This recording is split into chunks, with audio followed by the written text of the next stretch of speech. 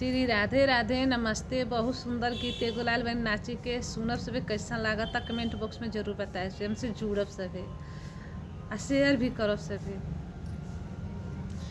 टूट गईल चूड़ी कलैया में राजा रुसिया के जाना मड़ैया में। टूट गईल चूड़ी कलैया में राजा रुसिया के जाना मड़ैया में। सास के बोलाई ननद के बोलाई, सास के बोलाई ननद के बोलाई। राजा बारह बैटरिया मड़ैया में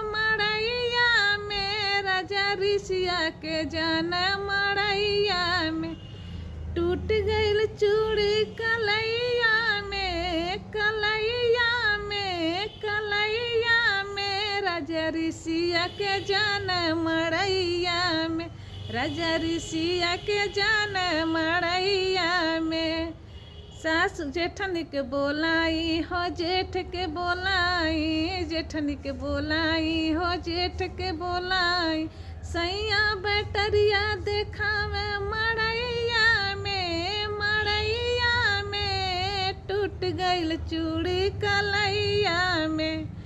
टूट गईल चूड़ी कलैया में राजा ऋषिया के जाना मड़ैया में।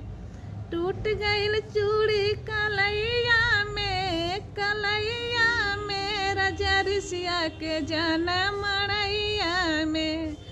ससुर के बोलाई देवर के बोलाई, ससुर के बोलाई देवर के बोलाई। अरे टार्च बारह मड़ैया में राजा ऋषिया के जाना मड़ैया में। टूट गईल चूड़ी कलैया में राजा ऋषिया के जाना मड़ैया में।